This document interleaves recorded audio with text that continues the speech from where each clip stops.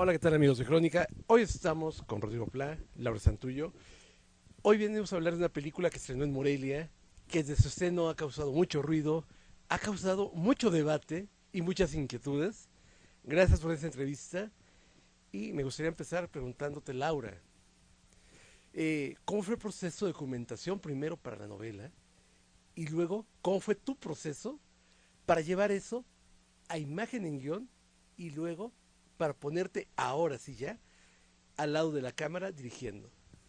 Bueno, en realidad yo diría que todo el proceso que fue peculiar fue hecho como en conjunto, desde la idea como primigenia, el interés, digamos, puesto en este asunto del trastorno por déficit de atención, hiperactividad en la infancia en particular y la sobremedicación, fue un tema en realidad que surgió como una, yo diría casi una conversación de sobremesa, digamos, somos padres, entonces creo que en buena medida eso nos condujo la mirada o nos puso como en este lugar de observación de este fenómeno. Y bueno, hicimos una investigación bastante amplia y lo curioso en este caso, que ha sido distinto que del trabajo que hemos hecho en otras ocasiones con Rodrigo, es que aquí se fue como construyendo un poco como en paralelo el proceso del guión cinematográfico que íbamos escribiendo en conjunto y mi proceso de novela. O sea, a diferencia de otras ocasiones en que la novela está lista previamente, aquí no, es como se íbamos como en, como diría yo, como en empujones, trabajábamos un poco del guión, luego avanzaba un poco la novela y de alguna manera cada proceso se iba retroalimentando, ¿no? Y luego el hecho de que yo me haya acercado más a la dirección, yo diría que en realidad es el resultado de un proceso que ya se venía dando en el trabajo que venimos haciendo con Rodrigo desde hace muchos años, en el cual yo ambos hemos ido cada vez como participando de manera más estrecha, como en la labor que sería la zona como de experiencia del otro, qué sé yo.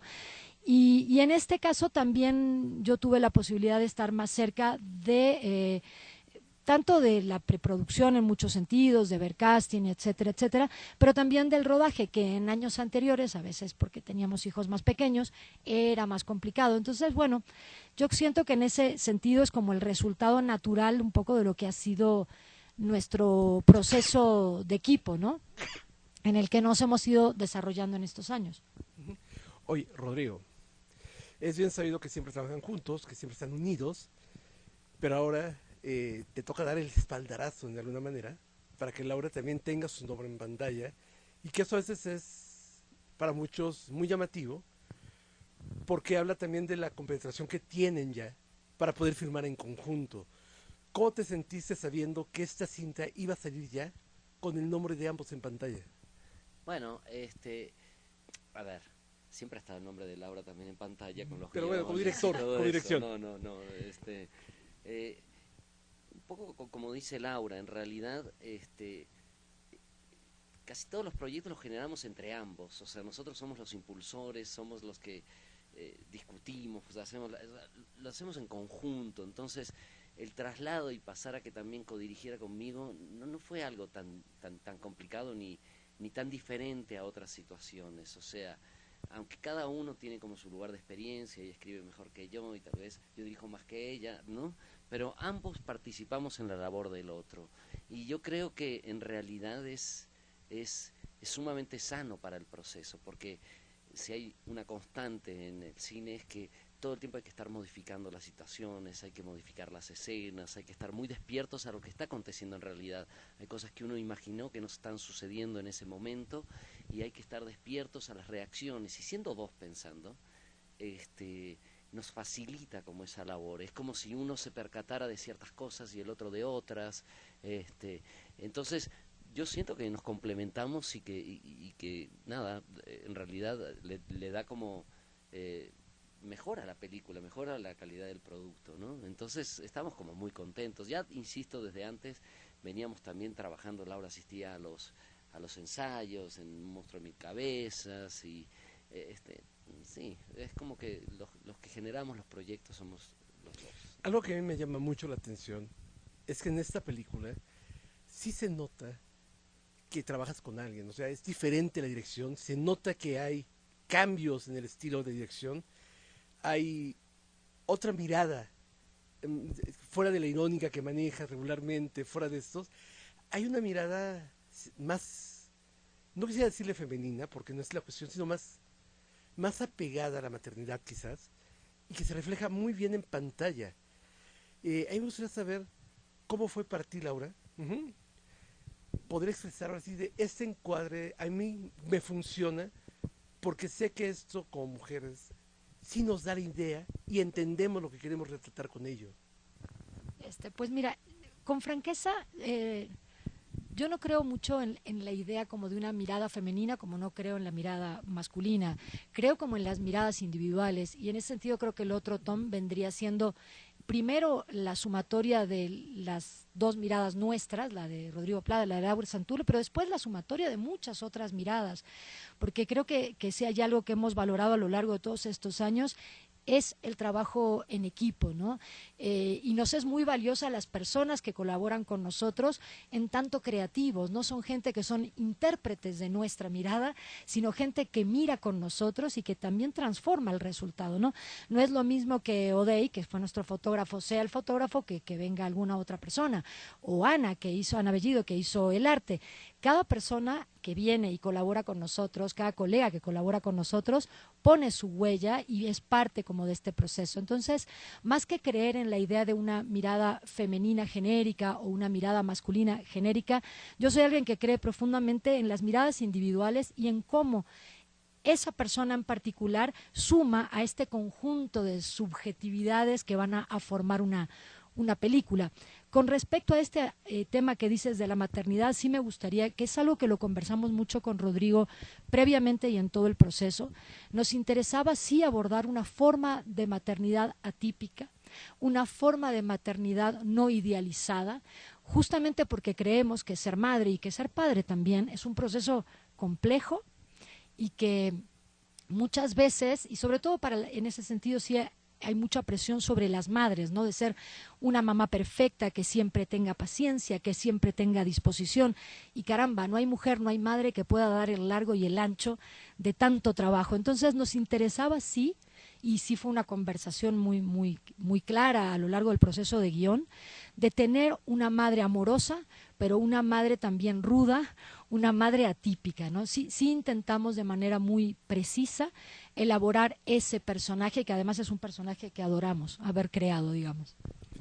Y hablando de personajes, la madre es muy interesante, pero el niño, a mí me gustaría saber cómo fue trabajar con él, porque vamos, podemos ver a un niño hiperactivo que todo el tiempo está súper intenso en pantalla hasta el momento que viene este breve giro que tiene la película donde cambia. ¿Cómo fue llevarlo a él para que diera estos tonos tan adecuados que tiene para el personaje?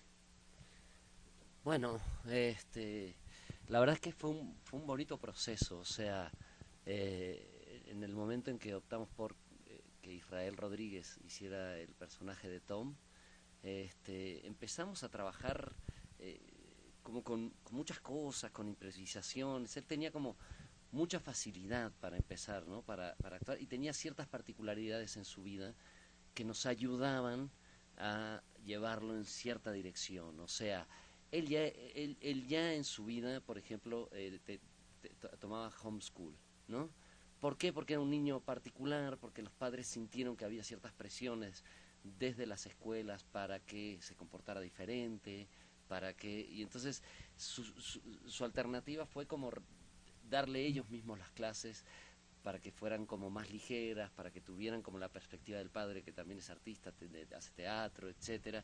Entonces, el niño entendía también como de esas miradas que juzgan, entendía lo que era estar en una clase y no ser cómodo para la maestra.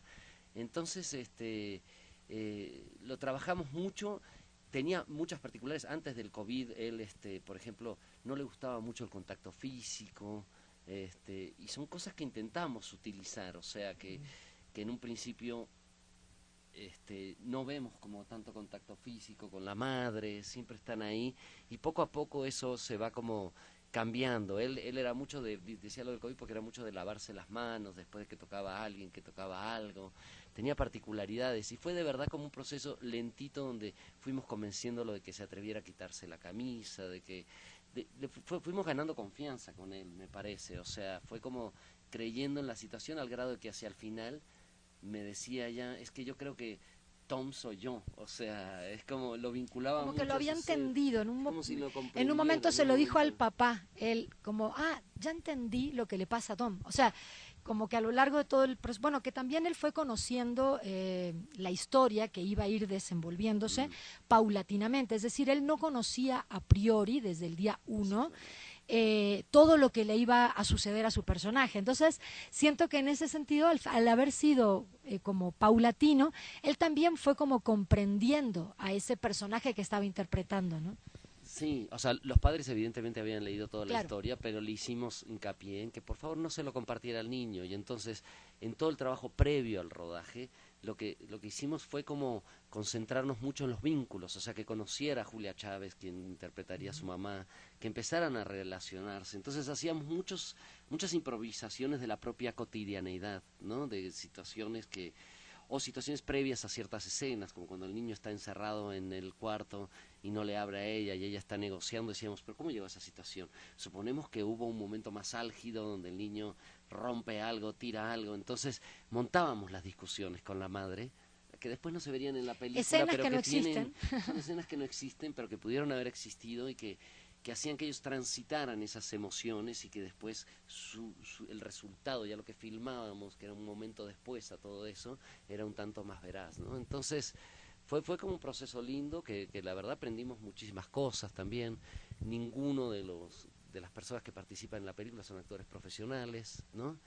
Bueno, creo que hay un par, me estoy diciendo mentiras, hay un par que tuvieron algunas experiencias, pero tampoco, no sé si Hay quieras... dos, en realidad Sí, son dos. hay dos, uno que El era padre, maestro... el padre del amiguito, Sí. el padre del amigo, y que ese sí ha hecho alguna película, Y y el el del otro, campamento. y el del campamento. Pero la mayoría de gente, que un poco fue en el trabajo de búsqueda de los personajes en El Paso, Texas, una vez que, como decía Rodrigo, se decide trasladar la película y la situamos en ese lugar y decidimos que los actores fueran de ese lugar. Hubo como todo un proceso también de acercarnos a gente que en la vida real tuviera labores, trabajos similares a lo que tenían que interpretar en la película, ¿no? Entonces, de algún modo, los paramédicos son paramédicos, la directora de la escuela es una directora de escuela, y después otra gente que sin ser exactamente o desempeñar la misma labor en su vida cotidiana, sí tenían una suerte como de mundo en común con los personajes que tenían que retratar, ¿no? Entonces, pues sí, fue como un proceso muy largo también de todo el trabajo con los niños, que después serían los niños actores, todo un trabajo de muchos meses anterior al rodaje, ¿no? La cuestión del trastornos de atención también tiene mucho que ver con algo que me mencionar, el lugar donde están situados, que también juega mucho con la situación de la madre y cómo tiene que enfrentar este mundo que le es hostil todo el tiempo y que tiene que enfrentarlo de otra manera. Hay un paralelismo que a mí me llama mucho la atención, que pareciera que es este proceso de domesticar a Tom, que es a la vez el proceso de domesticarla a ella para hacerla una ciudadana ejemplar. ¿Cómo sintieron ustedes al crear este proceso? Bueno, es interesante ese paralelismo que estás encontrando. Fíjate que nosotros en general o en películas anteriores nos habíamos ocupado mucho, porque nos interesaba, digamos, del Estado ausente, ¿no? ¿Qué pasaba cuando el Estado, las instituciones, el gobierno no están allí para dirimir los problemas entre ciudadanos? Un monstruo de mil cabezas muy claramente se trata de eso, pero de alguna manera también la demora de otra forma, pero bueno, la zona, obvio. Pero de repente nos empezamos a preocupar qué pasa cuando, por lo contrario, el Estado está muy presente, tanto así que incide en tu vida cotidiana e incluso puede justamente interferir entre madre e hijo y la posibilidad de tener o no la custodia de un hijo. Entonces, elaborar desde ese lugar también por eso, y eso nos llevó un poco a situar la película del lado de Estados Unidos, si bien ellos son migrantes, mexicanos, etcétera, pero nos interesaba un sitio donde las instituciones fueran potentes, fueran poderosas y pudieran incidir en el día a día de nuestros personajes. Y ahí un poco llega al paralelismo que tú encuentras, que francamente yo no sé si lo había pensado de manera tan estrictamente así, pero creo que sí, que juega como un rol en donde ambas cosas van ocurriendo en paralelo y efectivamente se vincula poderosamente qué pasa cuando las instituciones tienen mucho poder, ¿no? ¿Cuál es el límite entre lo público y lo privado? Que eso es una pregunta que creo que está dentro de la propia película. Algo que ha causado... Y no, solo para agregar, porque me gustó también la idea de los dos los intentan domesticar, o sea, me gusta como esa idea.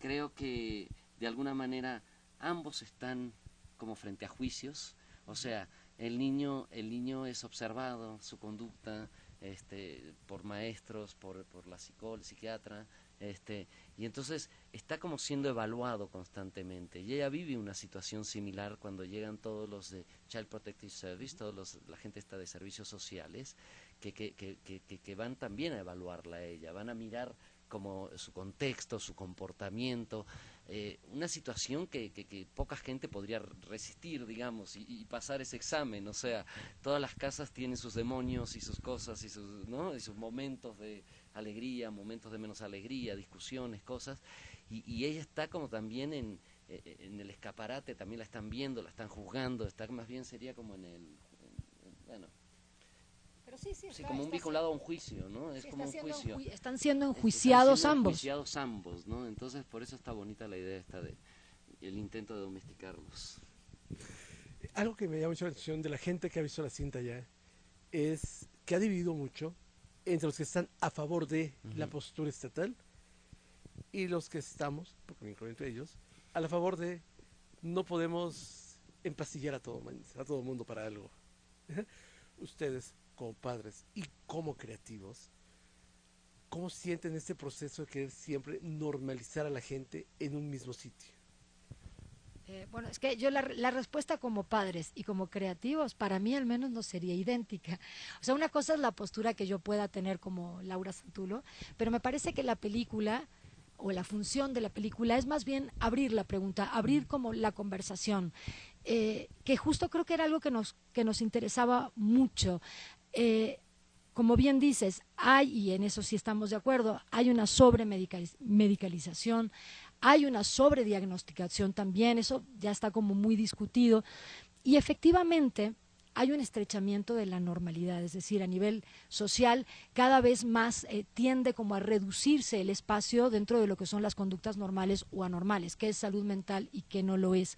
Aún así creo que la película se sitúa en un espacio de preguntas, de mostrar la vida de unos seres humanos, una familia, una mamá que es así, un niño que es así, una escuela que es así o asado, y dejar al espectador su propio espacio de reflexión, que creo que es como lo ideal, ¿no? No dar como una respuesta cerrada, sino abrir un espacio de conversación, pienso, con las películas en general, no solo con la nuestra. Nosotros, tomar partido por algo implicaría nuevamente como un juicio de valor, o sea, y si hay algo que intentamos y procuramos es retratar a las personas en sus complejidades, o sea, y dejarle sin resolver una cantidad de cosas para que cada quien tenga la lectura que quiera. O sea, me parece que no podemos colocarnos tampoco desde el lugar de aquel que sabe y que enseña a los otros, etcétera. Más bien que cada quien haga su propia experiencia. Lo que me importa es verlos en sus contradicciones a esas personas, en sus ¿no? Y sin decantarnos por si existe o no existe, etcétera, sino que más bien ellos transitan en ese contexto como su historia, ¿no? Pero para mí sí es como muy importante nunca enjuiciar a los personajes, o sea, no es de es bueno y es malo, no es ¿no? Me cae mejor que el otro, o sea, intentas más bien reconocerles cosas que te son afines, que te interesan a todos, ¿no? Y lo mismo con este tema, o sea, tratamos de que si estaba medio claro hacia que se iba hacia un lado, intentábamos borronearlo un poco para que no fuera tan claro como ese camino, ¿no? El otro Tom, hablando de la carrera de realizadores y guionistas que han tenido, también me recuerda mucho, de alguna manera, a La Demora. Es como más ligada a La Demora que a las otras cintas que han hecho en el sentido de relaciones humanas. Podría ser quizás como la segunda parte de una trilogía, no sé si lo hayan pensado. Bueno, sí, a veces pensamos sí, pero Rodrigo cree que ya la completó. Efectivamente, yo creo que La Demora y son como primas hermanas, ¿no? Sí, son Sí, películas cierto. que tienen muchas cosas en común. Bueno, por otro lado, Un monstruo o La zona eran thrillers, o sea, más allá de que fueran un poco atípicos, pero tenían la intención de construir tramas de acción, policiales, etcétera, y no es el caso. En tanto La Demora como el otro Tom, su centro gravitacional, digamos, es el vínculo familiar. Son los vínculos dentro de una familia y no solo dentro de una familia, y también entre padres, en este caso. En el otro era padre e hija, digamos, el padre que estaba perdiendo la memoria y su hija, y en este caso es la madre con su hijo pequeño. O sea, son las relaciones también entre madres, hijos, padres, hijos, ¿no? Entonces, que nos parece como muy interesante.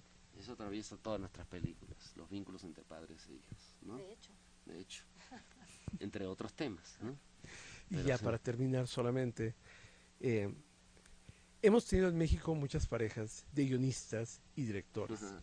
pero creo, porque me viene más a la mente, unos que por primera vez hayan dado el salto de decir, ¿por qué negar lo que es obvio y es evidente que hacemos, que es firmar los trabajos en conjunto?